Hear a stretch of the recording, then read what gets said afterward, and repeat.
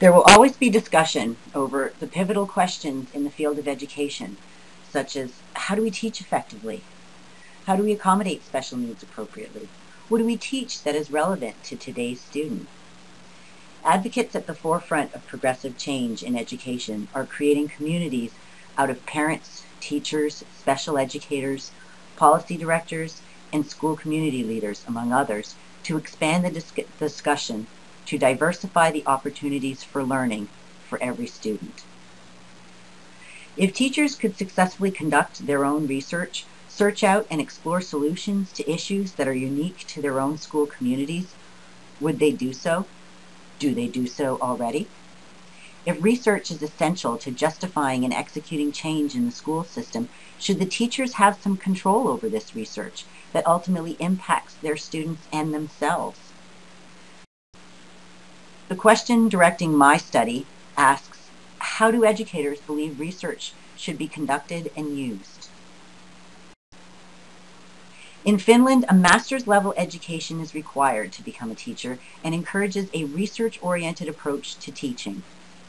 Independent research is strongly encouraged in their schools.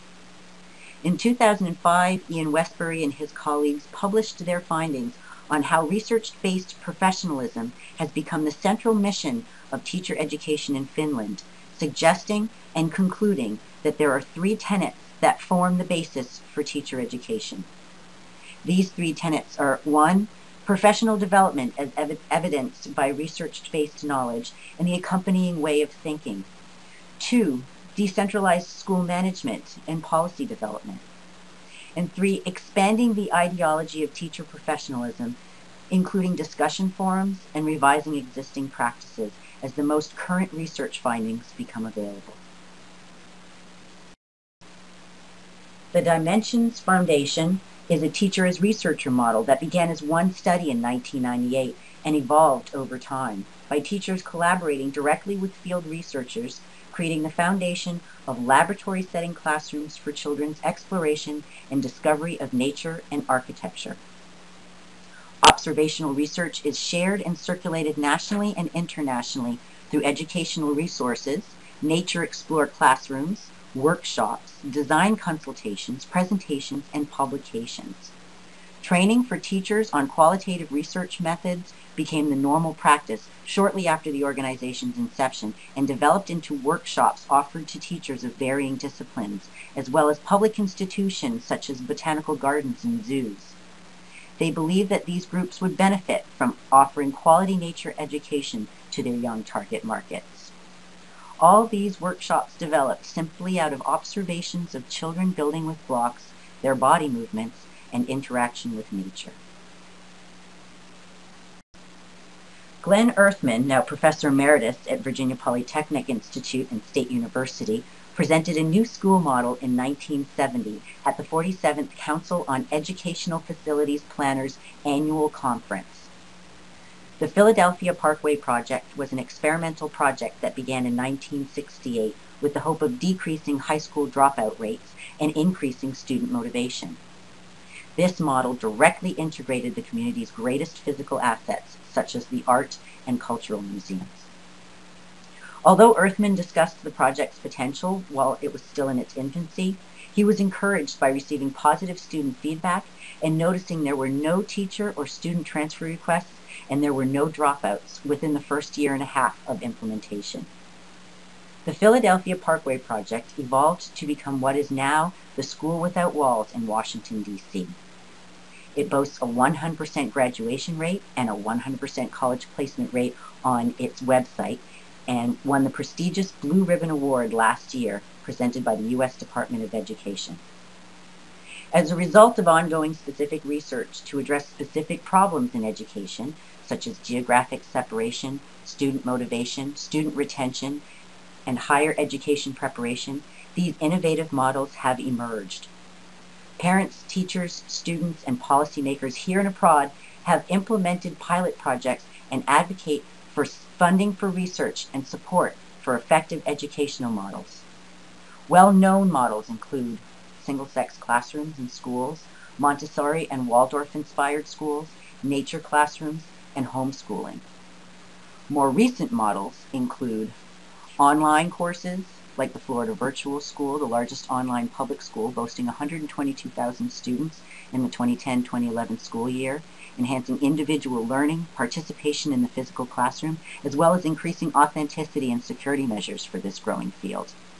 This category can also include free higher education courses becoming more popular online, featuring the likes of the Khan Academy, or the free lectures and courses offered by Harvard, Duke, Cornell, or other higher learning institutions. Independent study programs, such as the Big Picture School, promoting a much more self-directed approach to learning.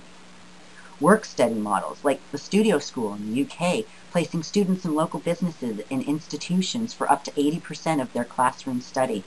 Or like the School Without Walls in Washington, whose partnerships include the Gilder Lehrman Institute of American History, the Washington Post, the U.S. Office of Civil Rights, among others.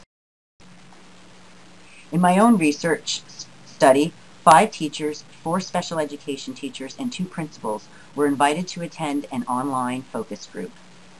7 individuals responded that they would be interested in participating, but due to time constraints, only 3 people were able to attend the meeting, which then became an in-person focus group. These attendees were from the same school. The discussion was directed with prepared questions and lasted for 50 minutes. After the focus group was concluded, a 1-page follow-up survey was emailed, soliciting any final feedback. Only 1 participant returned the survey. The following points are a good representation of the overall view found at that school. The participants believed that research conducted by field experts was certainly necessary, but that they would welcome more opportunities to do their own research. They expressed a core need to have relevant and pertinent research to back up practice and support decisions undertaken.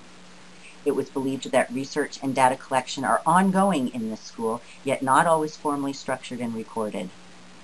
The principal noted that she would like to see teachers in her school conducting more formalized action research, or see some larger scale, more longitudinal projects in place, possibly through affiliation with the local institution of higher learning. The discussion moved to the number of existing hurdles to achieving this goal successfully, and then towards what resources would be most helpful. After speaking with participants, new questions emerged relative to how to facilitate teacher research opportunities and create more formalized structures for this research to be conducted in schools. Whether their views regarding research in schools can be applied in general to teachers and other educators would be a good subject for further study.